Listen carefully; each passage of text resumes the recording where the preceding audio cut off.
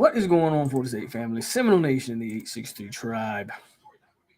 You just watched an ass whipping.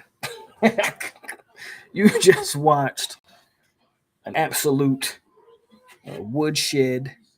I don't know. Describe it how you want to describe it. I,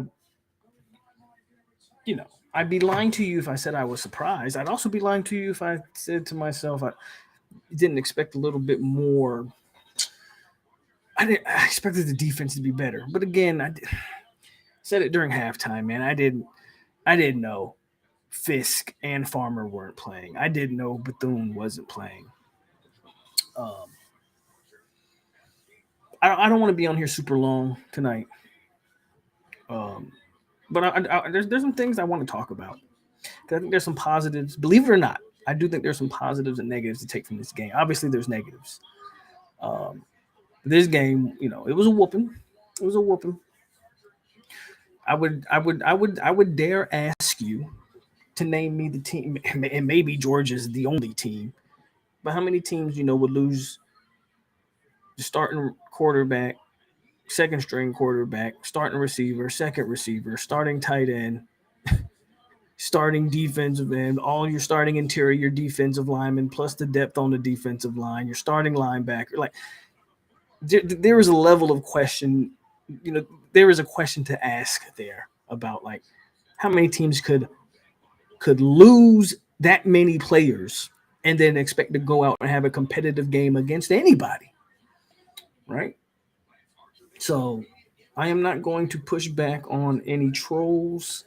I am looking at some very terrible takes, and I'm struggling not even pushing back on those because there's some of these takes that I really want to push back on, but I'm allowing the Florida State fans to grieve, express themselves. Whatever issues you thought you watched here in this game, feel free to talk about them. I don't want to push back on what everybody's saying because everybody has a right to say what they want to say. I'm gonna start off with my stuff. Terrence is supposed to join us. We'll see if he joins us before I get out of here. Because again, I'm not doing 2 hours on a 63-3 loss, but I will give this a good hour and 30. So we're gonna go here, and I want to start with my positive because there's a lot of things I want to dig into on the 63-3 game. A lot of things I want to dig into, but I want to start, and this will lead into some of the dumb takes I'm seeing.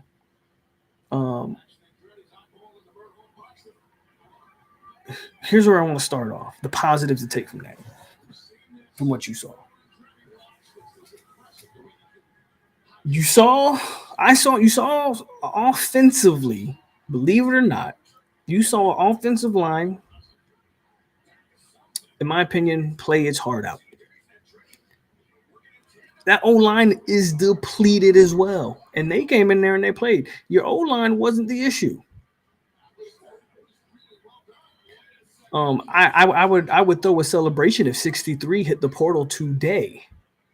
Tonight. I've seen all I needed to see. I have seen everything I need to see from him.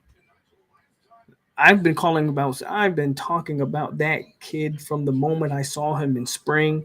I got so much pushback on 63. I've seen what I need to see from him. I didn't expect him to have a great game against Georgia.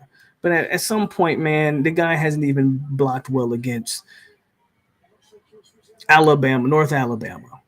Okay, if 63 hit the portal tonight, I'd probably throw a party. Outside of that, as far as I'm concerned, Keandre Jones, like a lot of these guys, I think Robert Scott can't stay healthy. I do think at some point, I think you got to move on from 52, man. 52 can't play 5 snaps. It's almost like 52's built out of glass. And I actually hate to say that about him because he's a player that I like. And I actually think he's, at one point, was one of the most important players that FSU had in terms of developing. But that guy can't stay healthy, man. That guy can't stay healthy more than 5 snaps. Darius Washington even got hurt. I still think next year, I think your O-line's looking fairly I think your O line is in pretty good shape. Whole off season for Darius Washington to get healthy. Uh, Keandre Jones you're bringing back. Um, you expect you saw some Jalen Early get some snaps tonight. You saw some Julian Armella get some snaps tonight. Of course, you still got Maurice Smith. Whether that's a good or bad thing, I don't think Maurice played bad. Um, Maybe Robert Scott can get healthy. I don't know there. Um, all in all, man, I thought when you talk about playing the Georgia front, I thought that offensive line did enough. And obviously, if Jordan Travis is there and all these other guys, you would have had enough time to make plays happen. I thought your O line played well. I thought your quarterback, true freshman quarterback.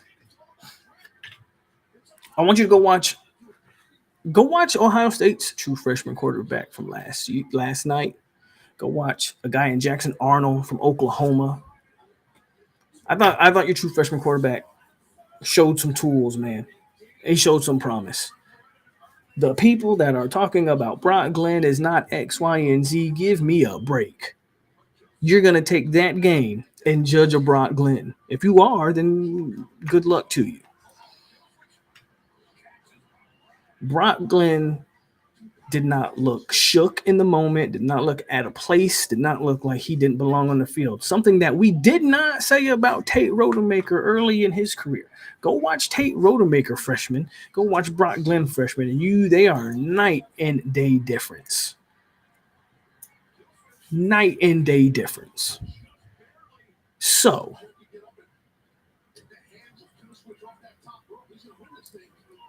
my positives again, it really come from the offense. I think your quarterback again, you got to get that. You're gonna have to get that transfer portal quarterback because Brock Glenn obviously he still needs more development, man, and that's okay. He's a true freshman quarterback. That is absolutely okay. You're gonna need that development.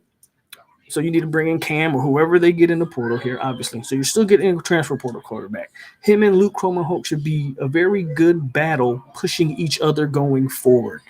And when Cam is done with his 1 year, or whoever, or DJ, or whoever's your quarterback, and they're most likely going to be a one and done guy. Most likely they're going to be a one and done guy. They will have had that year to sit. You feel me? And Glenn and Luke will compete for that title after next year. But as far as I'm concerned, I thought your quarterback, you can't get guys to catch the ball for you. If you're Brock Glenn and you throw that pick that's right off of Morlock's, like literally off of a 6'7" tight end's hands, he can't go right. He can't throw and catch for you. Okay. Glenn looked fine to me. He looked like a kid with some tools. It looked like somebody that you can develop and get better. Again, the O-line, in my opinion, played about as good as they have played all year. Your receivers obviously did not. But I want to focus on the positives. That's really the only positives. I thought your O-line played well, and the future may be bright for them. You're gonna have to address that tackle position though, whether that's with guys that's currently on the roster or whether that's the transfer portal. Because Robert Scott can't stay healthy, and if I had my way, Byers probably wouldn't even be on the team.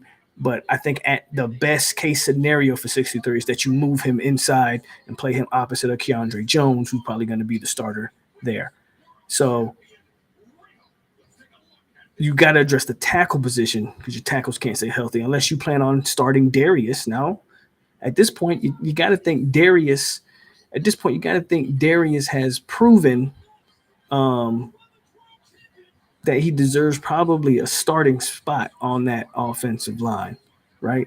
So Darius is probably somewhere on that O line next year, right? But at some point, you got to address the O line in terms of injuries.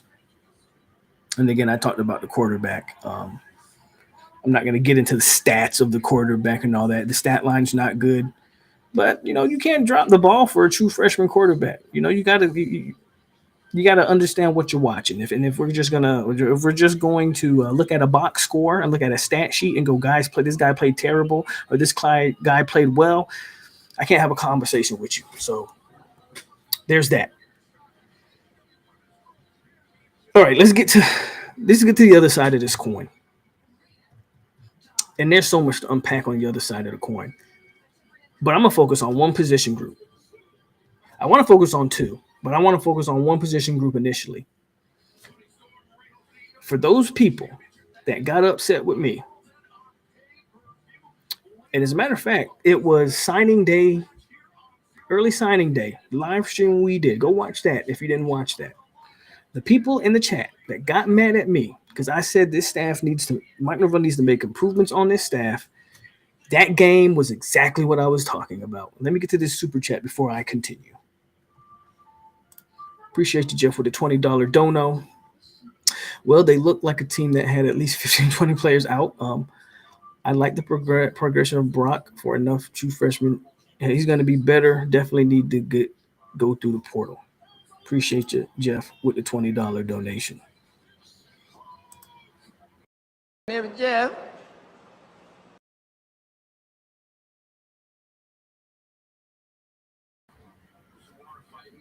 Now back to what I was saying.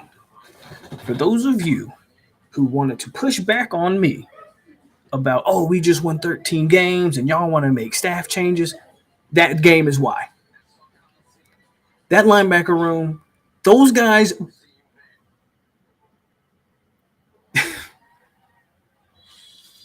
I'm more mad at that linebacker room than I am at the final score of this game. Those guys don't even look like they belong on none of them. And I'm not gonna even get on the Blake Nicholson thing. Like, okay, freshman guys like Blake Nicholson and Cryer, I get it, man.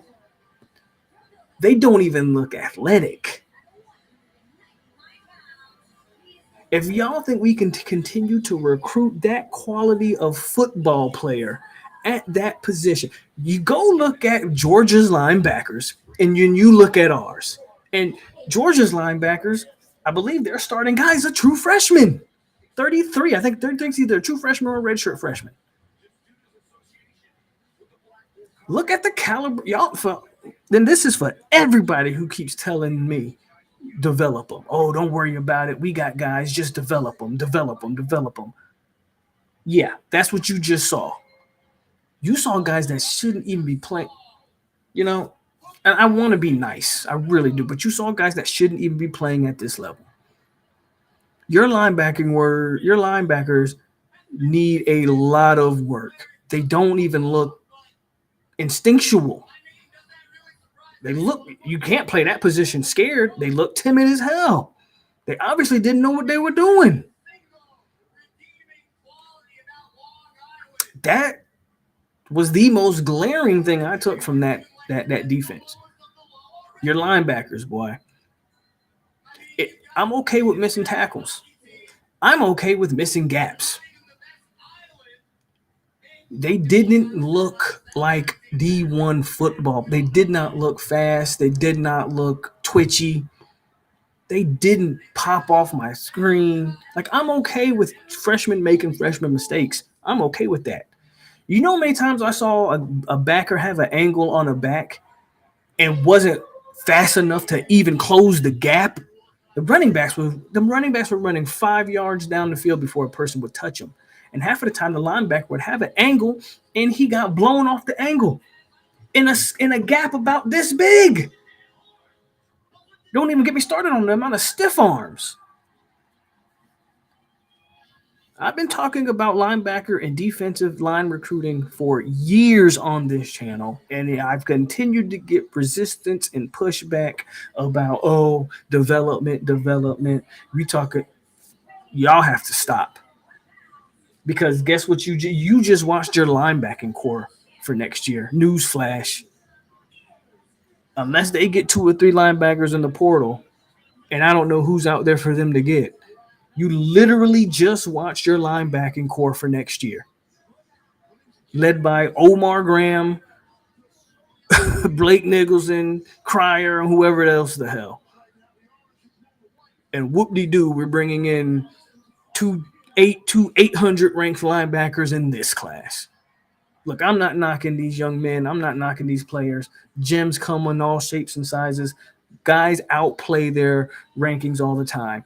But you can't continue to recruit at that level, at those positions, and think everybody's a gem. No, guys are ranked where they're ranked for a reason 9 out of 10 times. 9 out of 10 times, guys are ranked where they're ranked for a reason in the high school recruiting game. People make a lot of money in high school recruiting, guys. This notion that everybody's an underrated prospect is a joke. It's not true. Some guys slip through the cracks. The majority of your guys aren't slipping through the cracks in these recruiting rankings. The stars do matter. So everybody that keeps wanting to push back on the stars, you're about to start seeing why the stars matter. You're about to start seeing that, and especially at that linebacking group. I don't want to give too much crap to that D-line. There was no depth there. That speaks to the recruiting, though, because newsflash again, with the exception of Joshua Farmer, you just watch your defensive line for next year. Speaking on the interior guys, you just watch your interior D-line for next year, folks. That's the group. Unless you think Denaz White and Jamori Flagg are going to come in next year and give you a bunch of snaps, I highly doubt it. That's what you just watch. No instant impact guys coming in as of right now. Whole transfer portal market ready to go. We'll see what they address in the portal. But damn. You look at Georgia's freshmen compared to our freshmen, and I'm strictly talking defensively. Glaring. I got a $10 donation from my man Irv. And I'm probably only going to pay too much attention to the comment section because I know there's a lot of trolling. And again, I'm going to let people get their stuff off. I'm not too worried about it. So if you want your stuff read, you might have to hit that super chat. But Irv comes out here and says, I agree on the staff changing comment. One Shannon got to go. But unfortunately, Gargamel, a.k.a. Feinbaumus. Okay. I'm going to address that. But I appreciate that. Irv. I'm with you with what you're saying, but I want to address that real quick. But again, I appreciate that, and I'm gonna give. You know what? I got this way. I think Brock Glenn played a solid game today. Believe it or not. Big as the Super Bowl, but the difference is it's just two guys playing shit that they did in the studio. But let me address that. As far as the narratives guy go, the narratives was written before the game was ever played. Florida State fans, you shouldn't give a damn about the narratives. You shouldn't give a damn about the Paul Feinbaums, the Kirk Herbst, the Joey Galloway. At this point, I'm not going to pay attention to any of that. None of that stuff matters to me. None of the public opinion is going to matter to me in terms of what people are doing out there, what they talk about. None of that matters. Just going to keep it real with you. None of that matters. Those narratives was written a month ago, as we saw. So anybody with a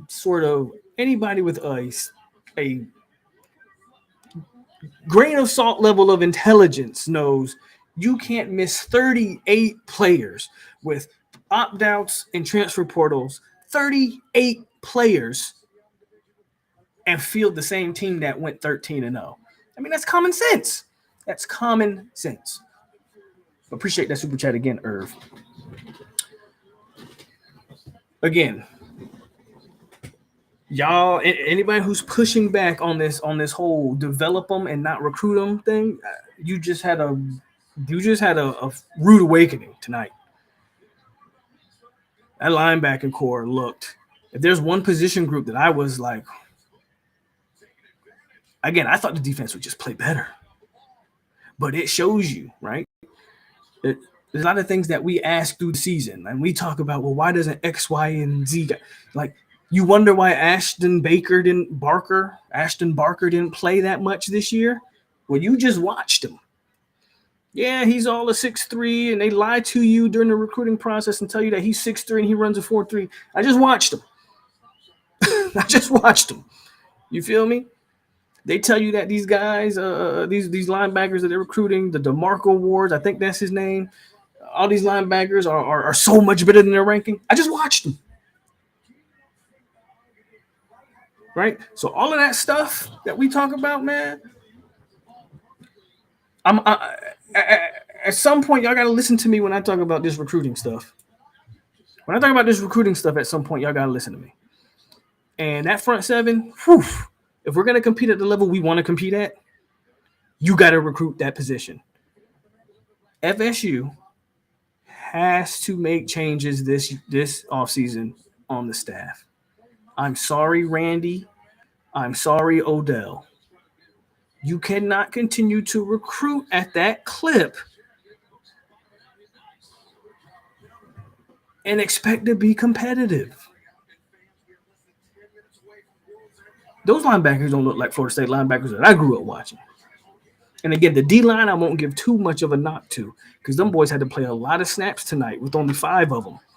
And FSU is notorious for rotating a lot of defensive linemen. We would have been in a lot better shape if Fisk and Farmer played. I did not know both of them were not playing. But I won't give the D-line too much knock. I thought Pat Payton was out there kind of playing by himself. But I also thought Pat played a little timid as well. And I can't necessarily blame Pat. You're not going out there to get hurt. But Pat made his impact felt early. But I talked about it in the pregame. There was nobody opposite of Pat that could make a difference. Did you watch Gilbert Edmond? Did we watch him? I saw a freshman running back stiff arm a 250-pound defensive end to the ground.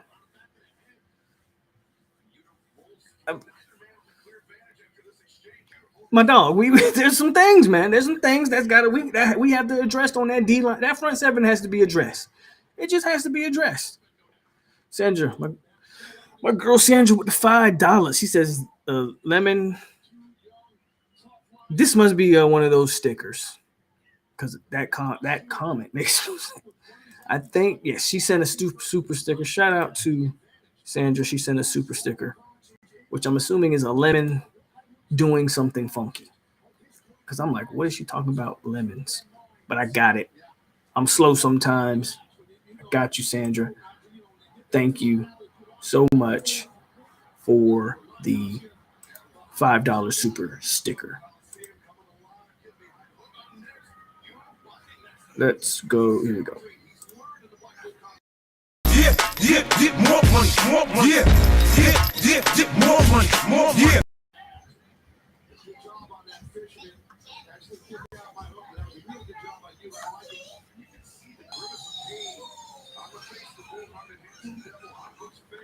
Take a drink. I'm good. I don't need a drink. I'm actually hungry, believe it or not.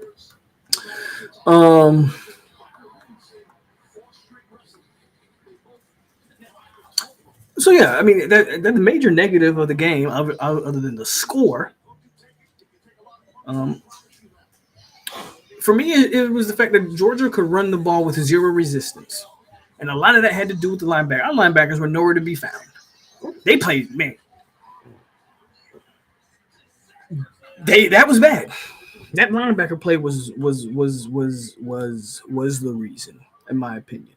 And there's been a lot of talk. There's been a lot of excuses, man, made for that damn Randy Shannon. So much so, I've even seen people on Twitter say that linebacker recruiting isn't even that important anymore. Like, we are. I hate when we do this.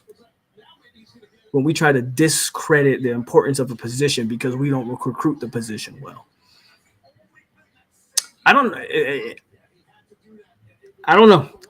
Next year, I think our D-line, I expect FSU to add, we've already added Marvin Jones Jr. I do expect FSU to add at least 2 or more guys on that defensive line. I'm hoping Joshua Farmer and Darrell Jackson stick it out. Again, with this multiple transfer rule, who knows, man, but we'll see what happens there.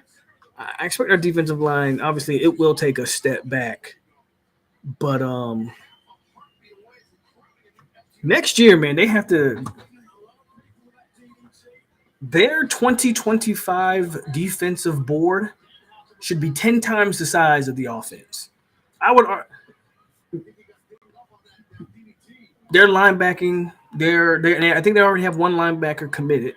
Their defensive, but just in general, all that stuff needs to be. They need to have a huge recruiting board.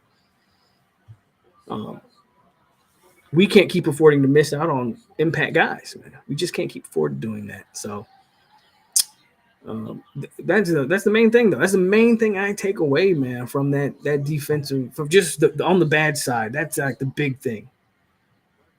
That's the big thing. Obviously, the score is what the score is, and the receivers were not great. But when you're talking about a quarterback and a receiving core that has no reps together, I can look at that and take that with a grain of salt. I can look at that and take that with a grain of salt.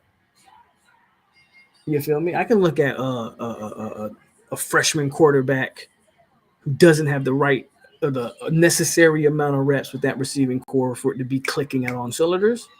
Those things come with time and practice. I'm okay with that.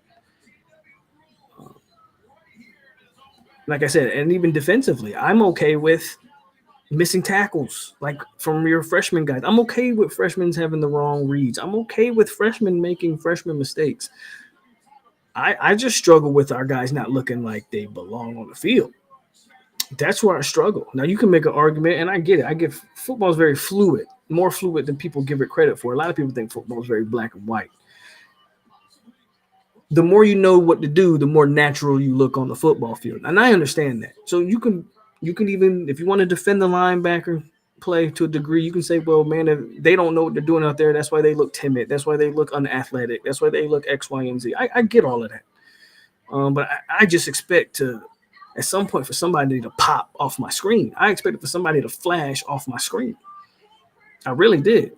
I expected for somebody just to burst off my screen, and none of those linebackers did that for me. So that's my struggle with that position. I also want to address the as we stay on the negative portion of this conversation. By the way, hit the like button. If you're gonna come in here and you're gonna troll, can you please at least hit the like button? And can you please subscribe? Because why not? 192 people in there. Hit the like button, subscribe. I appreciate it.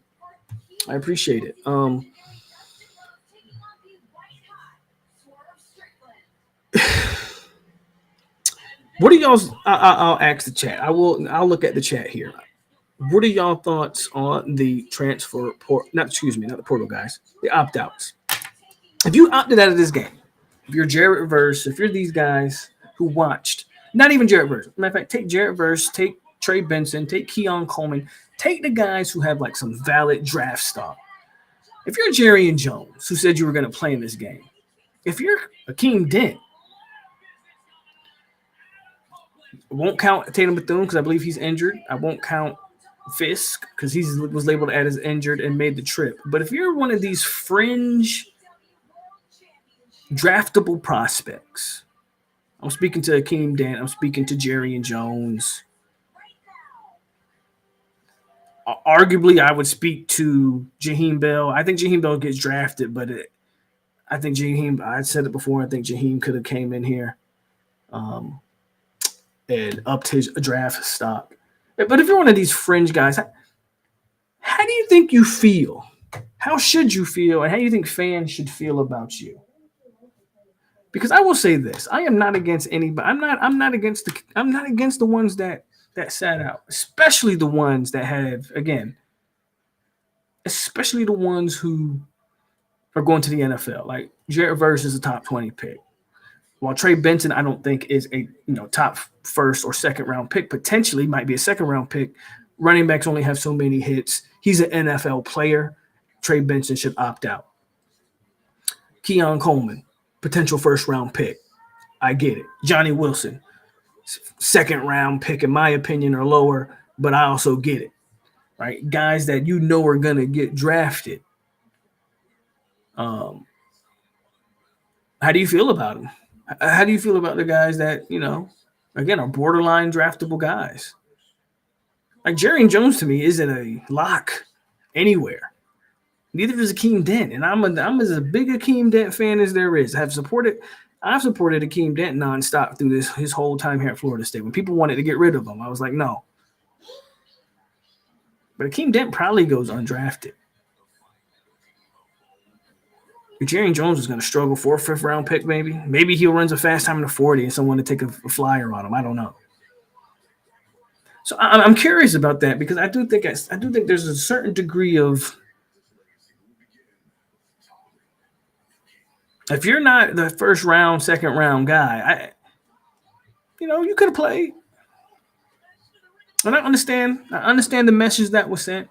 I understand the message that was sent by the college football committee when they told y'all that the games didn't matter. I understand sitting out, man. I really do. Some of those guys, maybe they could have, I was disappointed when I found out Fish didn't play. Again, it was so weird to me. I still think that situation is weird because he was saying all week that he was playing only for him to not play. I don't know. They're going to use it as an injury, but I don't know. Maybe Fish got some advice. Is like, hey, man, I know you want to play. Don't play.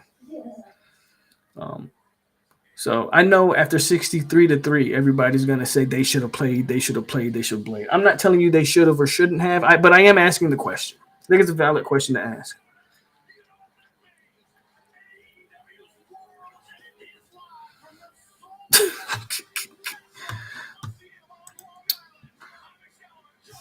So those are the things, man. Like again, there's no reason to sit here and dissect. There's no reason to even sit here and rant and rage about anything.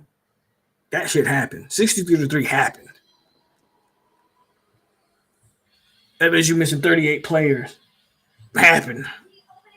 Like I tried to ease this pain. Was I expecting a 60 burger? Maybe not. Probably not. I don't know if I was expecting 60. I'm not gonna sit here and tell you I was expecting 60 at all. I'd be lying if I said I did. But it is what it is at that point, right? I try to tell people like, this is what it is.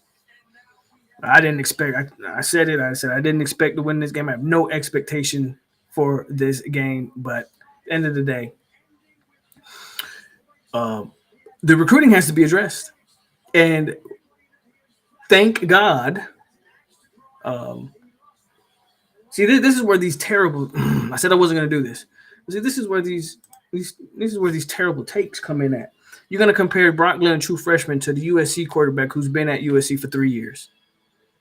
That's not a comparison, dog. It's not a comparison. Anyway, let me continue. That game's done. That game's over with. Ain't no even point to continue to talk about the game. It's now time to move on. It's time to move on. It's time to move on, and you have an entire transfer portal window. You have an entire off season to get better and adjust and address your needs. And a lot of it. He was not a freshman, but anyway, a lot of that. A lot of it is going to be what you do staff wise. A lot of it's going to be what you do staff wise. That's what it's going to be. What do you address on the staff? You can't continue to. I don't know, man. You can't continue to have these embarrassing recruiting losses at the end of cycles, even though you had a great class this year.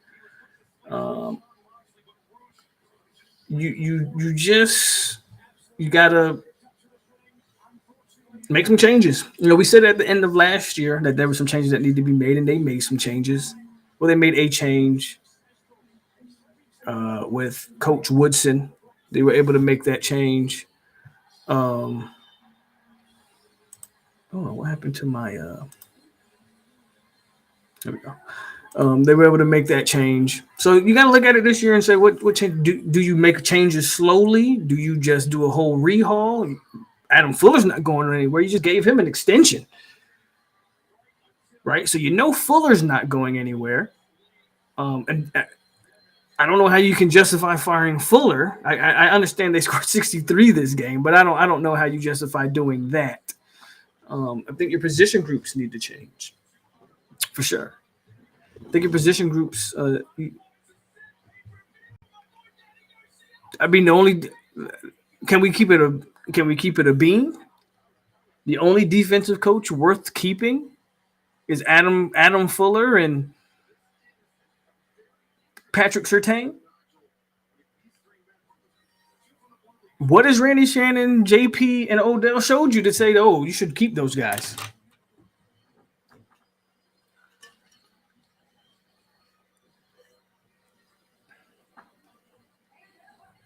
What did they do?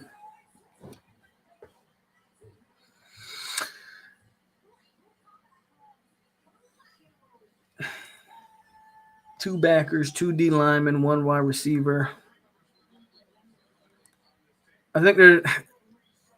So where I'll disagree with you, Peter, I think there's more glaring needs that you don't need to address receiver or any of the defensive backs. Like, damn, this is where we go into that recruiting talk. They've recruited those position wells. At what point do you allow those players to play? You recruited 6 DBs last year. You're bringing in another 4. These 4 are some top tier talent. Like,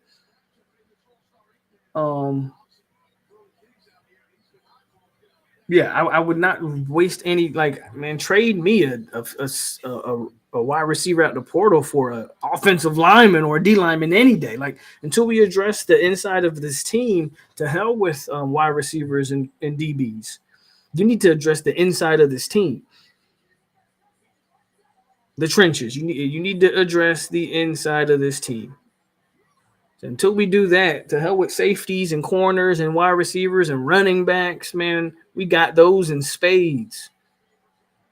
We got those. We'll be all right there. I need 3 D linemen, 2 interior guys, and probably another edge rusher. Give me 2 or 3 more backers. Give me front 7 guys. I would use the entire portal class on the front 7 as far as I'm concerned. That's just how I look at it. That is how I look at it. All that other stuff, man, we got skill position guys. Got plenty of those. Pope Farmer is better because of Odell. Farmer's better because Farmer put in the work. Odell ain't out there making tackles for Farmer. Odell's job is to acquire talent. Of course, coaching had something to do with Farmer getting better, but if Farmer don't put in the work, he don't get better. Farmer's better because Farmer got better, because Farmer put in the work to get better. So that is what it is there.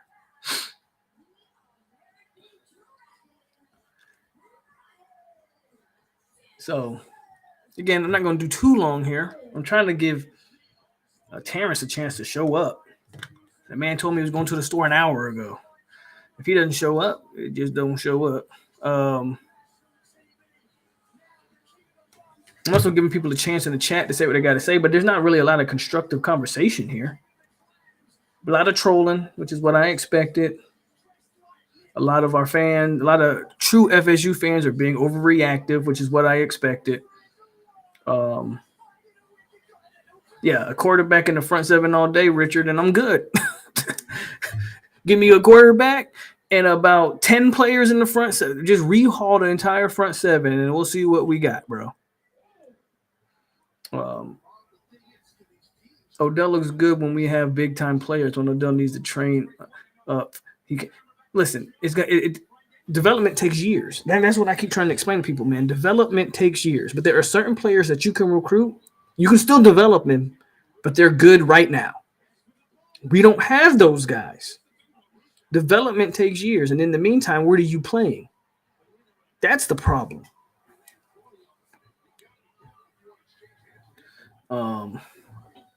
So we'll see. That's just my biggest take from this game.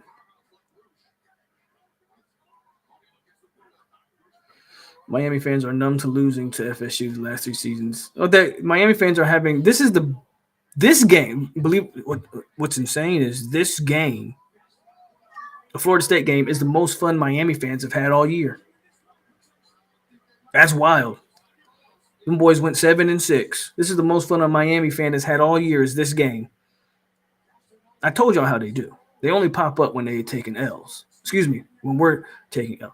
They've waited the entire year to have this moment. And damn it, we gave it to them. Because we lost by 60.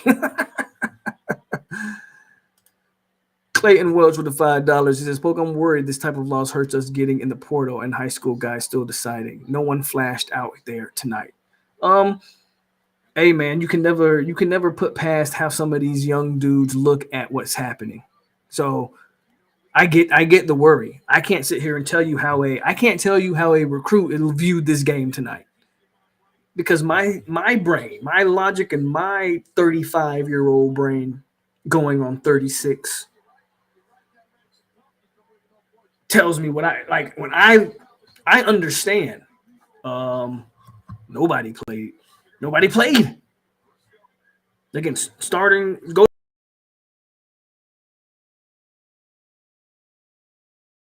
all your starters. So in my brain that says, of course it wasn't, and didn't even have the depth to compete.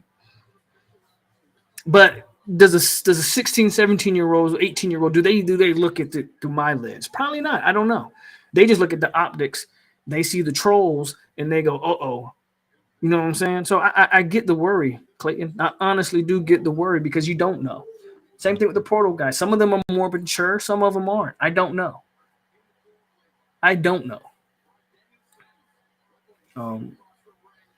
Mike Norvell's got a hell of a job, honestly,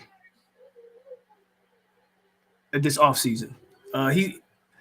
His best coaching job is going to be this offseason. And I'm not talking about on the field. Mike Norvell from now, January all the way until August, is going to be very interesting to see how he maneuvers this thing. What message are you selling? And I'm not even talking about the recruiting class of 25 because I think that'll take care of itself. I'm talking about trying to field a team next year. It's going to be very interesting to see how he maneuvers this. But I appreciate that $5.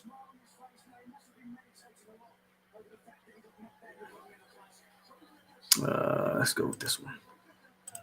Tallahassee on with the Seminoles. I've been getting to this paper, focus on my goals. Trying to run his money up and pull up in the road. All this talking gangster, that shit getting old.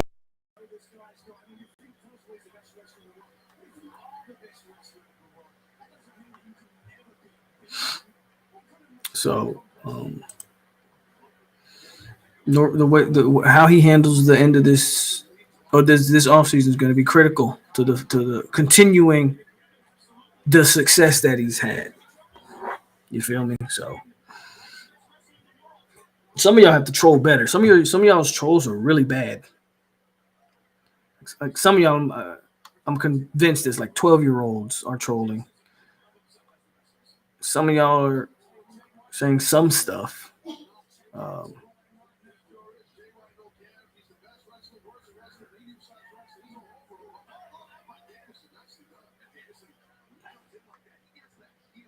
So, just reading some comments.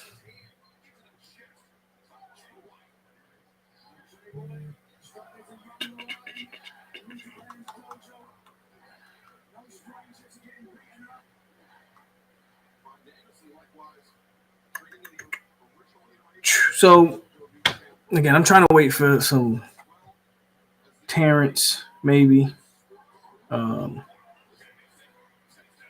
Again, it's not a lot to go off of.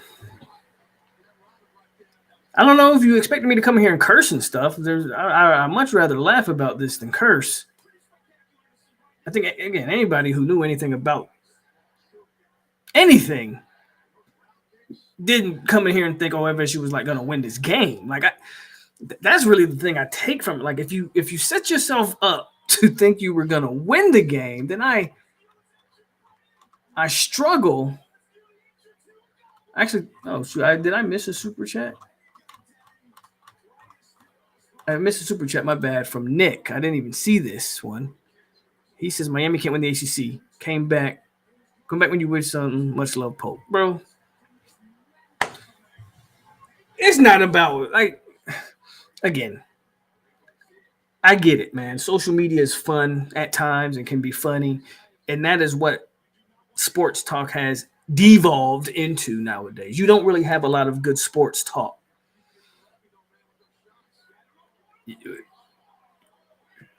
Good good sports podcasting, in my opinion, is hard to find.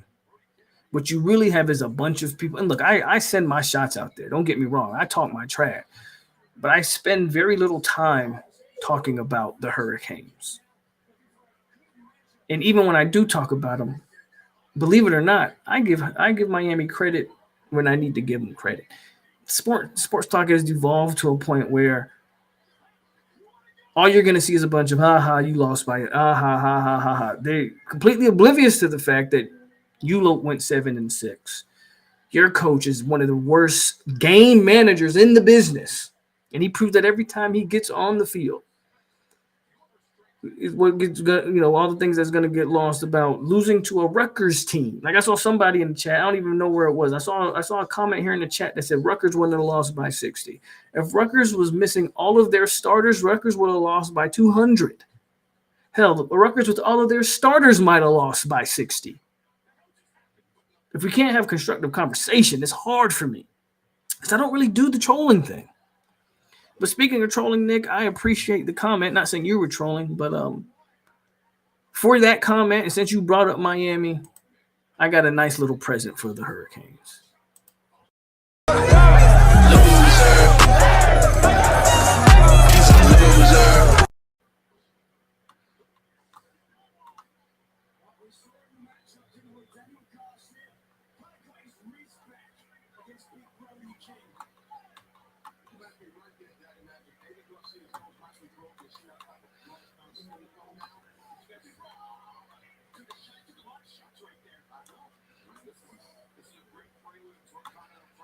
Catch up back in the comments here.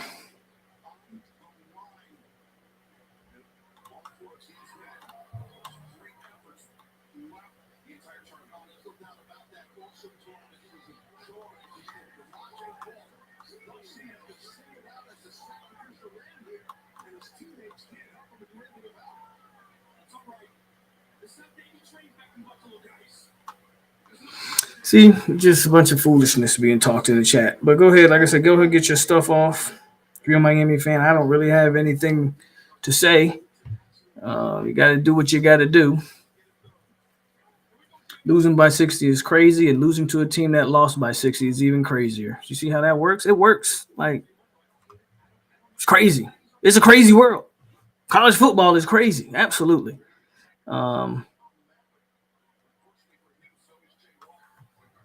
Crazy freaking world we live in here. I'm just ready to, it's off season time. So if you're a Florida State fan and you coming in here to like for any like semblance of like positivity, I gave that to you already. Negativity, I gave that to you already. The optimism of it is the off season. And where do you go? You're gonna have guys.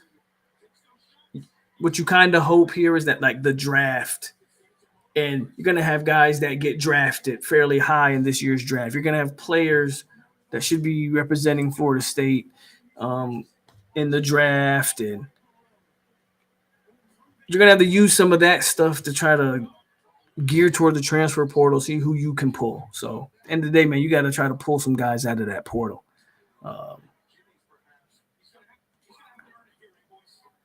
My Florida State fans, y'all must really be defeated. Y'all really are defeated because I only have like a handful of FSU fans that's going back on these Miami dudes. Y'all just let Miami dudes come in here and talk. It's kind of crazy. Usually y'all be quick to snap back, but y'all letting the Miami fans just come in here and talk. So y'all are defeated. It looks like. Who's more likely, Cameron? I still think DJ is more likely, man. But we'll see. We'll see how that plays out. I gotta think now that the season's over and this is all over and done with, and somebody's got to be announced here shortly. Don't know who.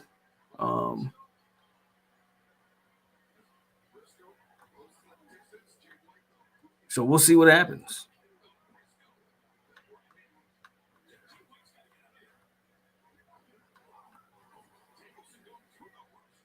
I've seen people say Cam to Miami. I've also seen people say the opposite. I don't think anybody knows. Nobody knows. That's true too. It's really not a point. It's like talking to that. It's like having an argument with the slow kid at school. He don't know no better. These guys don't know no better.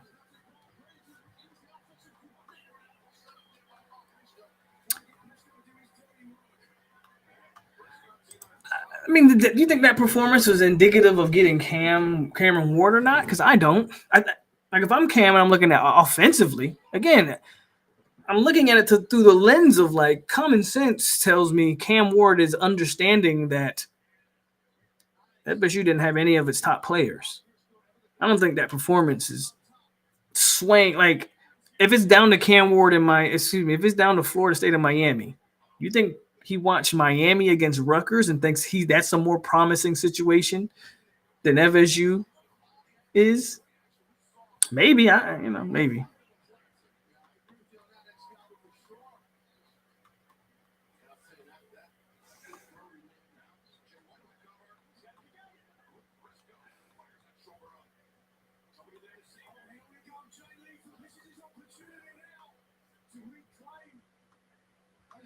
So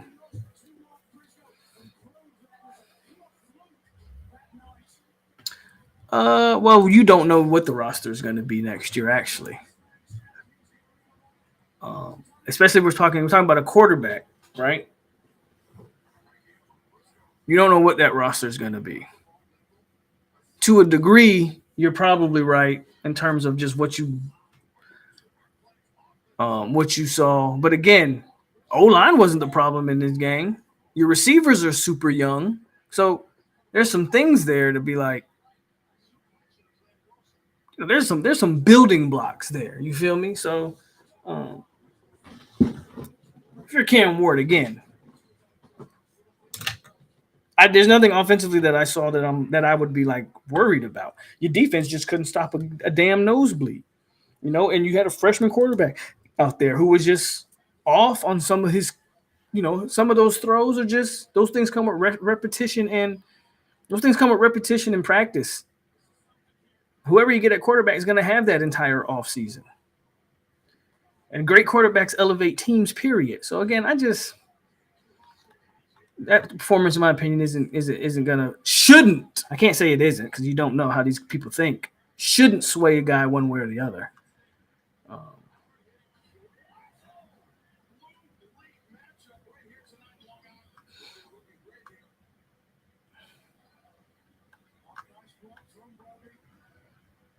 Why does Dugans have to go? I'm curious. Ron Dugans is probably your second best recruiter on the team. Why does he have to go?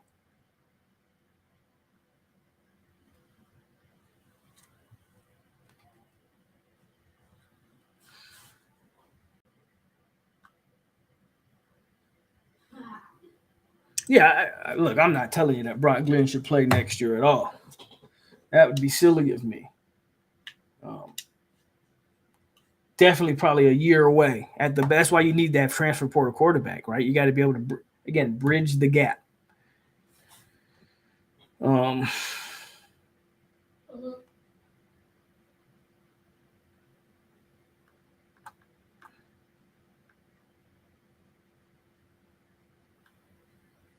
They were never going to not get the check.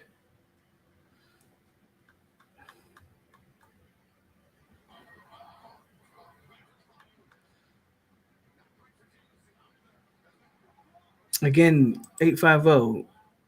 It's people throwing stones from a glass house is never an intelligent thing to do.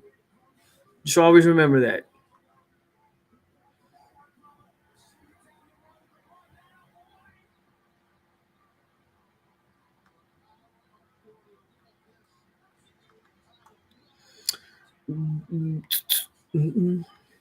I'm giving y'all this moment to kind of say what you guys say. I don't really have anything else left to say. I've said my piece.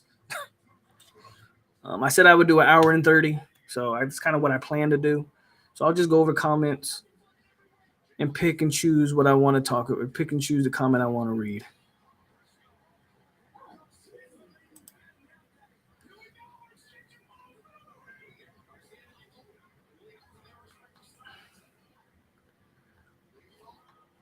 Fire Odell. Again, I'm going to let y'all talk about that. I've spoken my piece on the Odells of the world, on the Randy Shannons of the world. I mean, I don't know what more proof you need, though.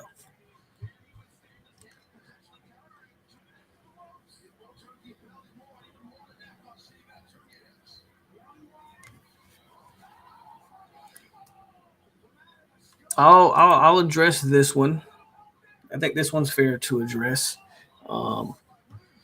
Patrick Payton from Florida, Joshua Farmer's from Florida, Kalen DeLoach's from Georgia, which recruiting grounds are as fertile, if not more fertile, than Florida. Ronaldo Green's from South Florida. Akeem Demp's from South Florida. Azariah Thomas is from Florida. Tatum Bethune is from Florida. Now, granted, he is a Tatum Bethune's a transfer portal guy. I just listed off how many non-transfer portal players from the state of Florida, just off the rip right there. Maurice Smith from Florida, non-transfer portal.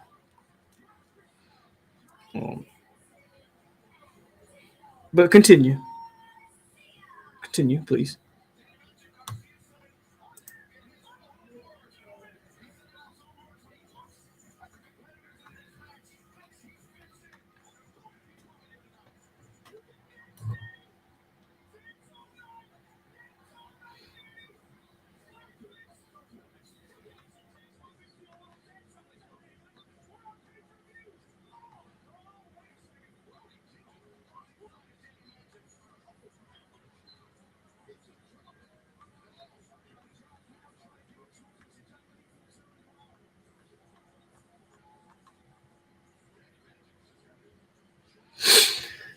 Oh boy.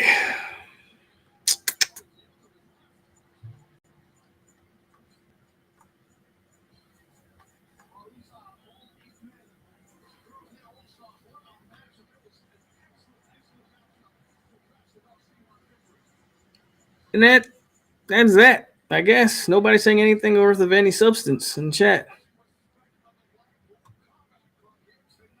I mean, I'm trying to find something that's worth talking about.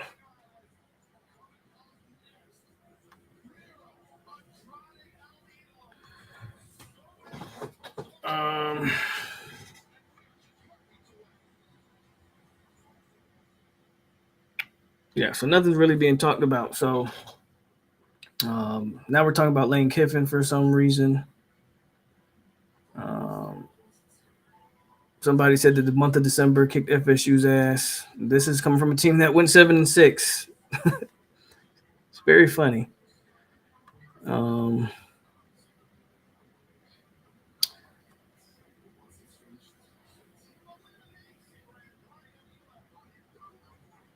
If you have to ask this question, this probably isn't even the chat for you to be talking football in.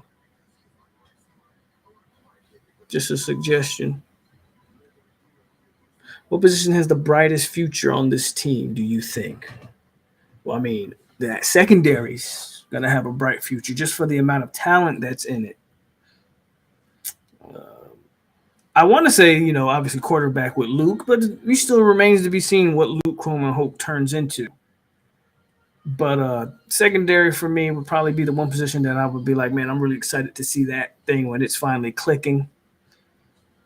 Wide receiver room, running back room, those are all bright spots on the team going forward. The skill positions, man, your skill positions have been recruited nicely. The problem is everything else outside of quarterback.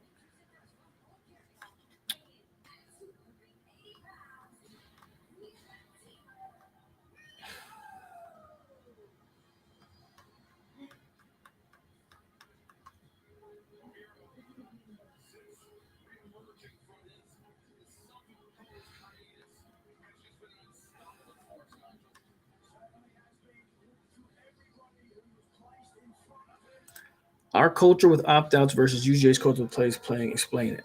I'm not quite sure what you're really asking me.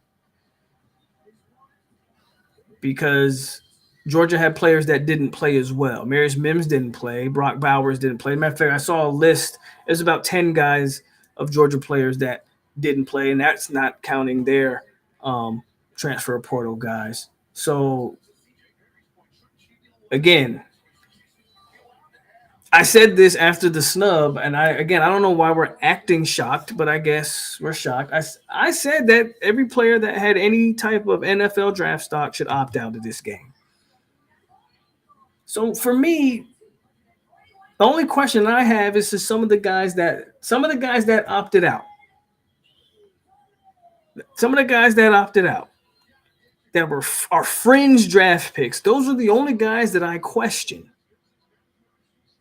But you can't snub a team that went 13-0 and then wonder why guys like Farmer and some of these Tatum Bethune, why did these guys choose to have their offseason surgeries at this time? Well, obviously they don't have offseason surgery if they're playing in games that they feel are meaningful, but they're going to choose this time of the year to have those offseason surgeries because why the hell not? Why? I want to get back on the field as soon as possible. I'm not going to put off my surgery. Let's have it now.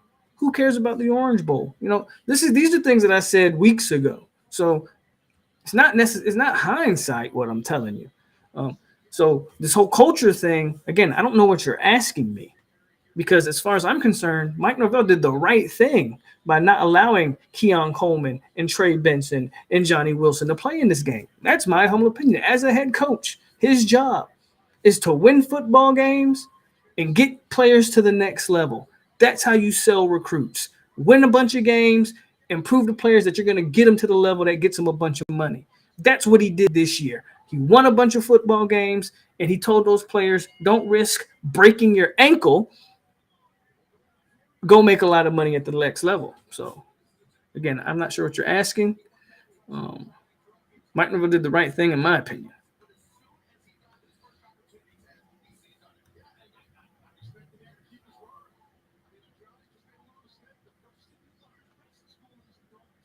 Absolutely. I already talked about that. And linebackers, we got to do something about that position. It was a whooping. It was a whooping.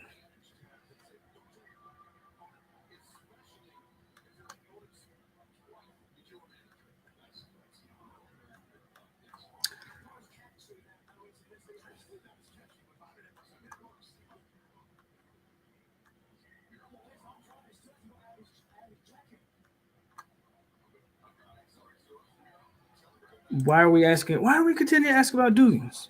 What did Dugans do that has y'all so concerned about Ron Dugans? That's kind of crazy.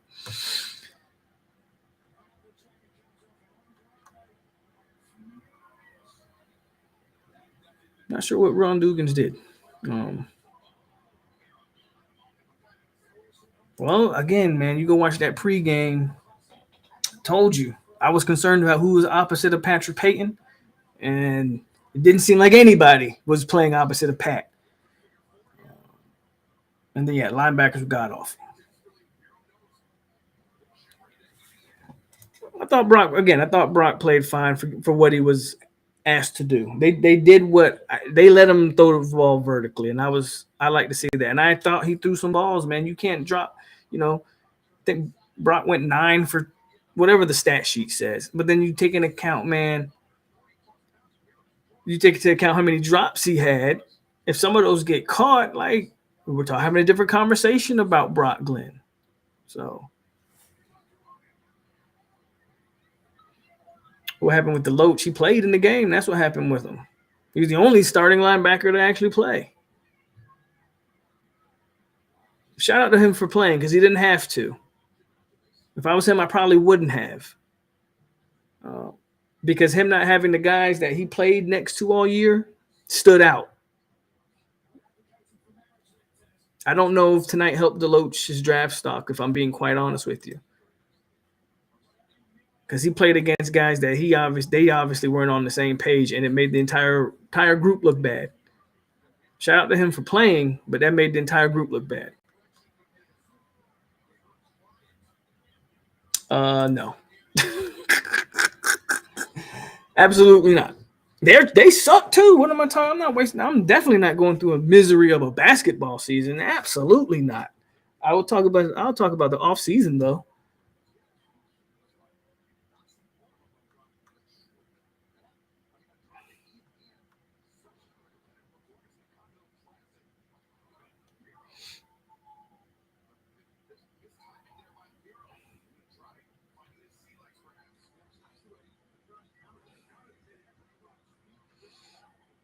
Tron wide receiver one next year. I don't think so, but he can definitely make a case for himself if he wants to.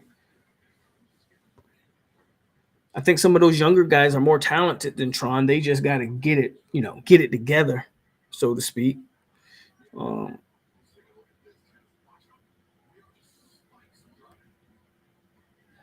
Miami wishes they were as good as UCF. Probably.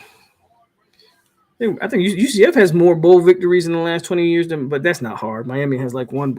I have more bowl victories on NCAA 14. I haven't played that game in a long time than Miami has in the bowl season in 20 years. That's true.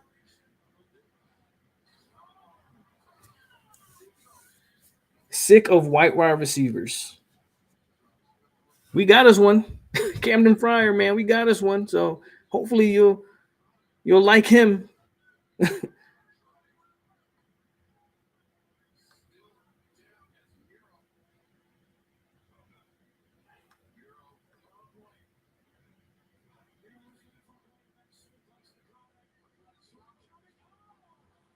Why is Liberty not in the big game? Liberty. What's Liberty's record? Is Liberty undefeated? That's a great. I don't even, bro. I don't watch Liberty, but I'll do you a favor. I'll do you a favor. I'll look them up. I'll look them up and look up who they played, because if you're gonna make a case for Liberty, you have to ask yourself who did Liberty play, right? They play what, Oregon tomorrow. So let's see. Here it is. Liberty football. 13-0, Conference USA. Whew, look at that schedule. Who's the best team Liberty played? As I look through this list, wow. So let's read off these teams that Liberty played, and you tell me why they belong anywhere near a big game. Bowling Green. If you click on Bowling Green, they went 7-6 in the MAC. Okay. New Mexico State. If you look at New Mexico State, they somehow went 10-5. That's interesting. Buffalo, 3-9. I think Terrence just popped in. Why is it so black? Are you ready? Give me a thumbs up. He's not ready. Okay, never mind. So I'll wait for him to get ready. Let me finish reading off this Liberty stuff. FIU they played. That team went 4-8. Okay. Sam Houston. I'm not even going to waste my time looking them up.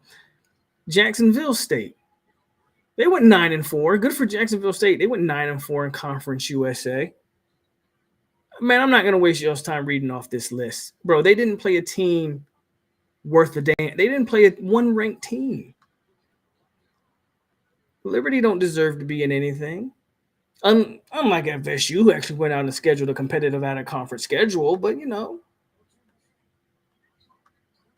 shout out to Liberty, man. If Liberty beats Oregon, and I'm sure they're going to be pumped to play that game, Liberty have a conversation to have. They'll be able to say, "Oh, look what we did."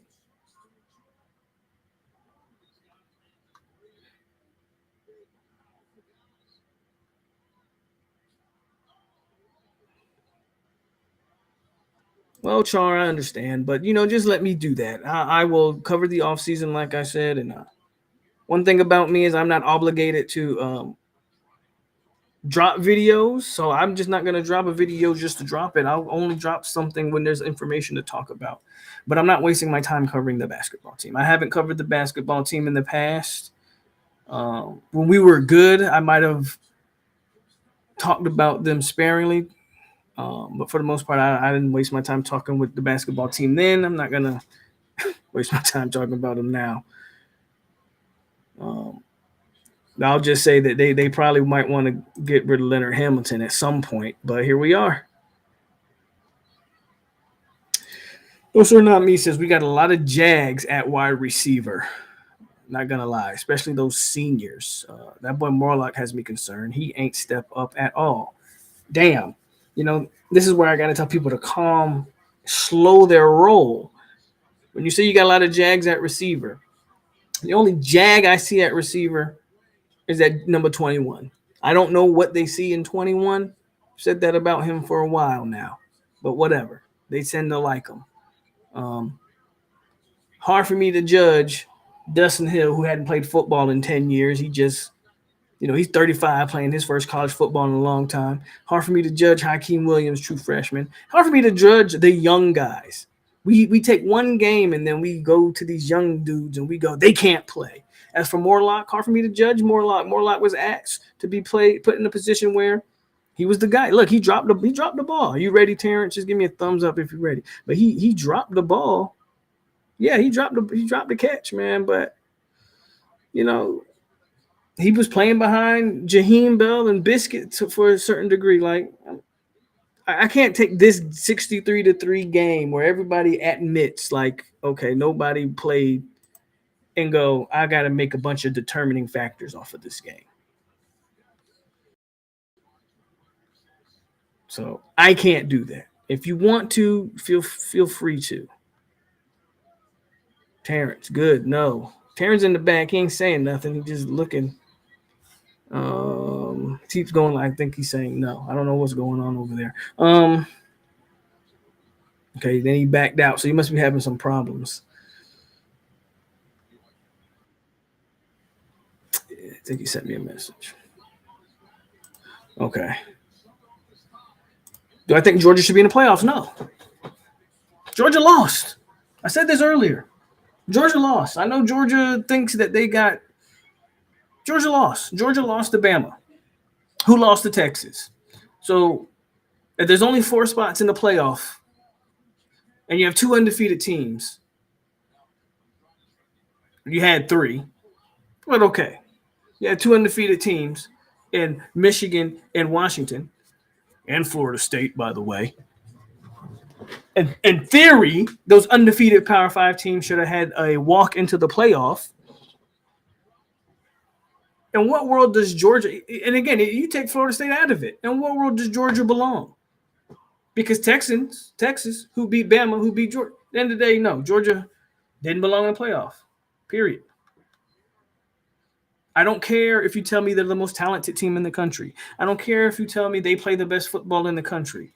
There's a reason why you get – if that's the case, don't play the games. Just recruit in the offseason, line up and say, these are the most talented teams, and we're going to let them play for a national championship. Because when they play the games, Texas beat Bama, who beat Georgia. To some degree, the games have to matter. Tyler's ready for baseball season.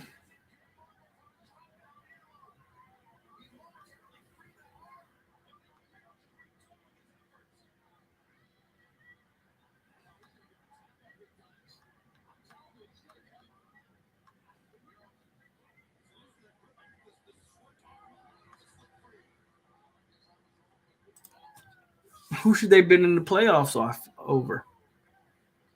If you say UGA should have been in the playoffs, who should they have been over? Texas lost to Oklahoma, but they beat Bama, who beat – if all 3 teams have a 1-loss record, and Texas can say, I beat Bama, and Bama can say, I beat Georgia, and Georgia can say, I beat none of those other 2 teams. This isn't complicated, guys. This isn't calculus. I know we want to try to make it calculus, but it's not. It's not that.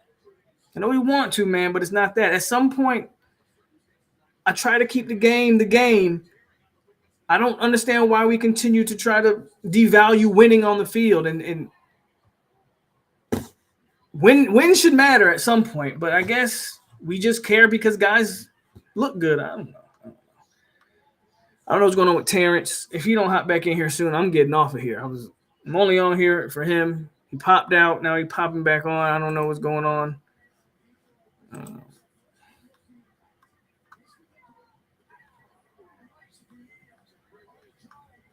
So I'm still waiting on him.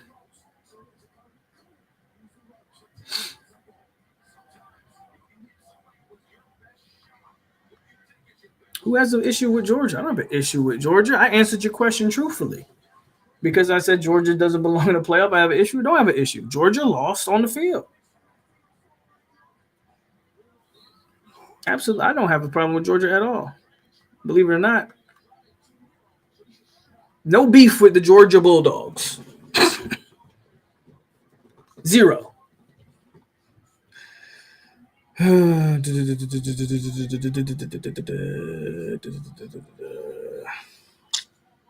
I'm trying to give Terrence a chance, y'all.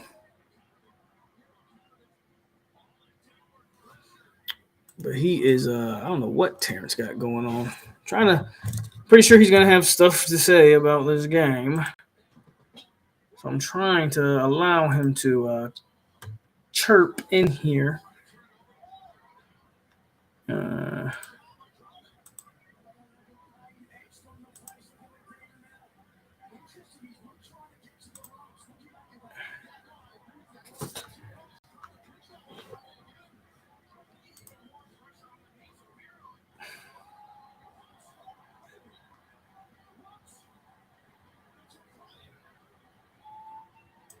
My wish list for the offseason, I've put this out before, but I'm thinking 1 to 2 linebackers, 2 to 3 defensive linemen. And that, add 6 D linemen and 4 linebackers. Just give me a quarterback and a bunch of front 7 guys, and let's rock. What's up, Terrell?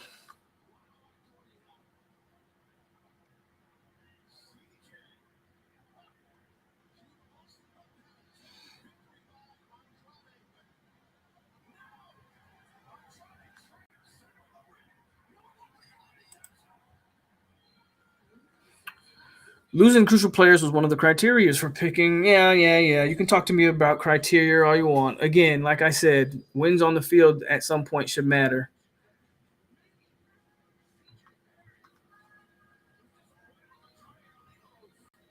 Obviously, they didn't deserve to be on the same field. They didn't have any of their starters, William Layton.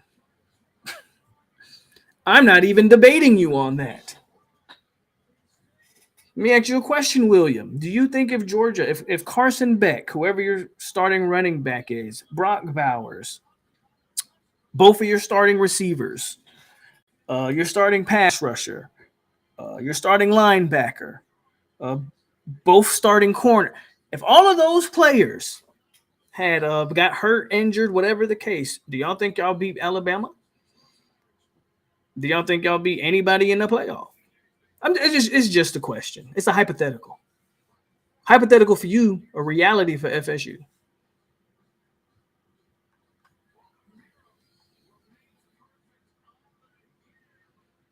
All right, man. We're going to get up out of here. I did my hour and 30. I don't think Terrence is coming back. I don't know what's going on with that.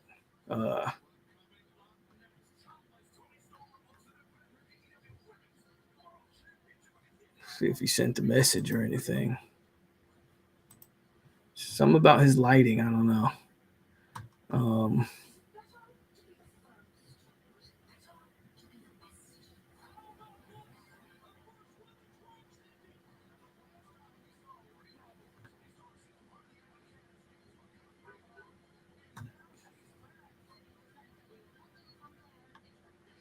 don't know what traction we have. I don't think they were focusing on the portal. And I think they'll put all their effort into that now that the season's officially over. But we'll see.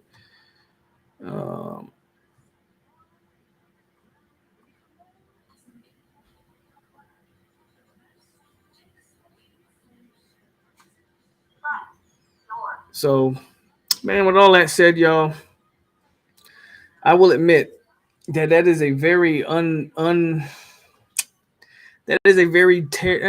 my closing thoughts on this season. That is not the best way to end what was a great season. And people can come in and they control, especially Miami fans. You guys are hilarious. Miami hasn't even sniffed 13-0. What's the best records Miami had in 20 years? A 2-loss. Miami hasn't even sniffed that type of regular season production. But I get it, man. Other people's misery is your happiness. That's what happens when you're down low. That is very unceremonious way to end this season in that manner. I would again be lying to say if I didn't see it coming. Be lying if I said I was shocked. But that is 13-0, 13-1 to end the season, and that the taste that's left in your mouth seems like something's wrong there. But we know where it stems from. We know what's created this atmosphere in the college football. We know. We know why we are. We know where it comes from. We know what happened. 12-team playoff next year. Theoretically, that eliminates something like this from ever happening again, but I'm not so sure that's going to be the case. Great season, man.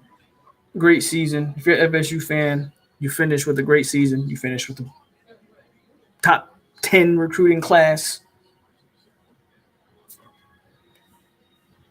You're successful. You're going in the right direction anyway. How do you bounce back? How do you bounce back from this 13-0 season, 13-1 season? I'll probably still call it a 13-0 season as far as I'm concerned because, again, this last game was pointless. How do you approach next year? Well, it's all going to start with the quarterback. We're going to see who they announce as the new quarterback for this team. We will announce that, or they will announce that, I'm hoping shortly.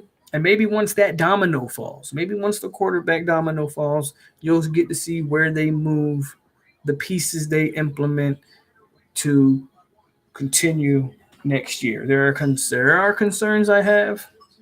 Maybe an offseason improves the linebacking play. Maybe the offseason, whatever. But there are position groups that I'm extremely happy for, extremely excited to watch, and there's something that I have concerns for. But at the end of the day, 13-1, ACC champions, you got screwed at the end of the day. To sit here and now look and say, oh, what happened to this team? Well, guys made business decisions. And again, I ain't mad at them. I ain't mad at not one of them for making a business decision to change their family for the future. And with that said, we are out here. Go Noles. As news comes out, we will still continue to drop major news as it comes out. But the season's officially over. We're not going to go out like this. So I'll probably be doing some more live streams coming up. Don't worry, and we'll digest this even more. But at the end of the day, hey man, you over here on 863 Seminole TV. I'm hungry, so I'm finna go eat. I let Terrence ain't coming back, and I ain't finna wait for him. I'm gonna have me one of them 60 burgers. John Shields about to go have me one of them 60 burgers myself. As always, man, it's your boy POLK. Go Noles, and we are out here. And one more time for all the Miami fans in here, man, because I see y'all and I appreciate y'all. Please, Miami fans, hit that like button. Share the video. Subscribe if you're not subscribed. And for the Miami fans, always remember.